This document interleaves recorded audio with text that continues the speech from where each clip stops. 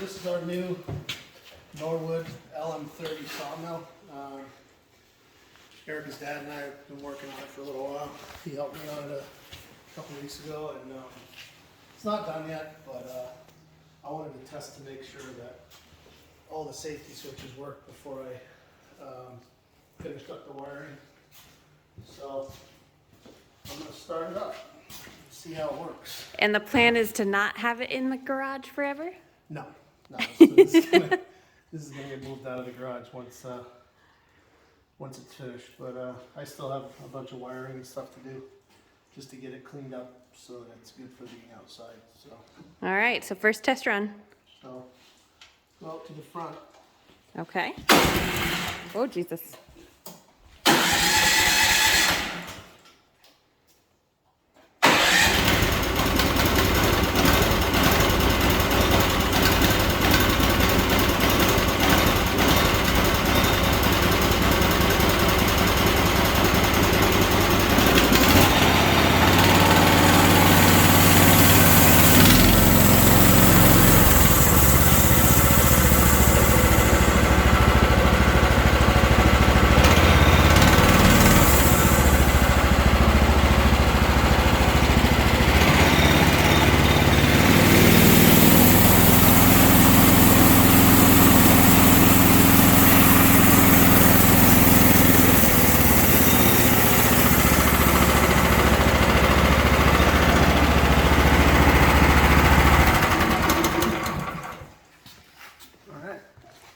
That looks like it worked pretty good.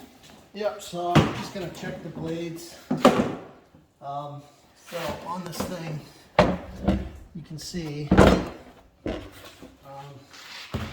blades go around these band wheels. And when it's perfectly aligned, the gullet of the blade should be even with the front of this. So the last thing I want to do is have the blade come off and, make damage everywhere. So, Or somebody. well, probably not somebody.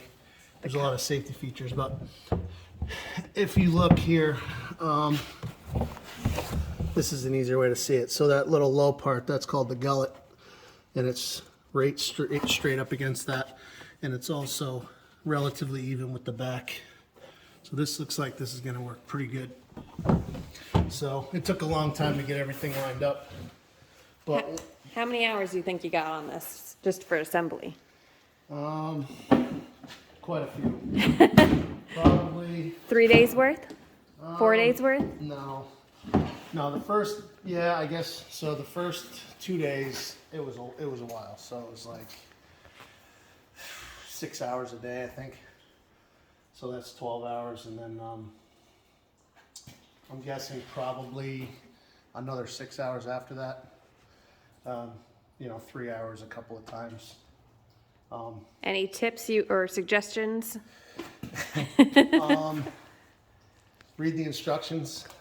The instructions aren't great, but all the information's there. It's just some of the images and some of the diagrams in there are for previous models. So when you look at it compared to this, some of the stuff doesn't match. So The previous model was an LM29, right? And this is an LM30? yeah. So that was the big thing that messed us up, was that you would read the instructions and it would tell you to do something, and then you look at the instructions and it would be different. So, or you would look at the diagram and it would be different.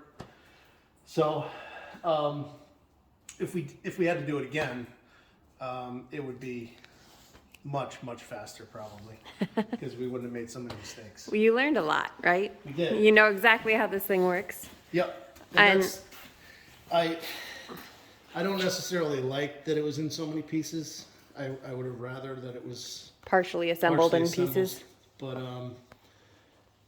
on the good part of that is that I've put together every nut and bolt, or me or Jim had put every nut and bolt together on it. So if it does have problems, it's going to be easier to diagnose than just buying something and using it. So as you can see, the wiring there for the battery is not finished, and I need to clean up the wiring for the emergency stop, and I actually have to wire the emergency stop switch. But And this is the water tank? yeah, so this is the automatic water system, so I highly recommended we got the automatic one. it's actually pretty ingenious. It's so stupidly simple. Basically, the way this thing works is that there's a cable here, and keep in mind, normally this would be your on-off switch. So every time you start the mill and you start a cut, you would have to turn this on and turn it back off, or however that's. This would be on, I guess, and that would be off. They actually have an auto water system in here that we purchased, and all it is it's like a little Pinch, right? a little pincher. So when you pull the handle, this cable is gonna unpinch the water line there, and then when you let off of it, it pinches again. So the water can't go past this point unless you're holding the handle. That's great. All right, well, Still a lot of work left, but we'll get it figured out in another couple weeks. yep, it's coming. All right, I gotta go check on the evaporator making sap at the same time, or syrup.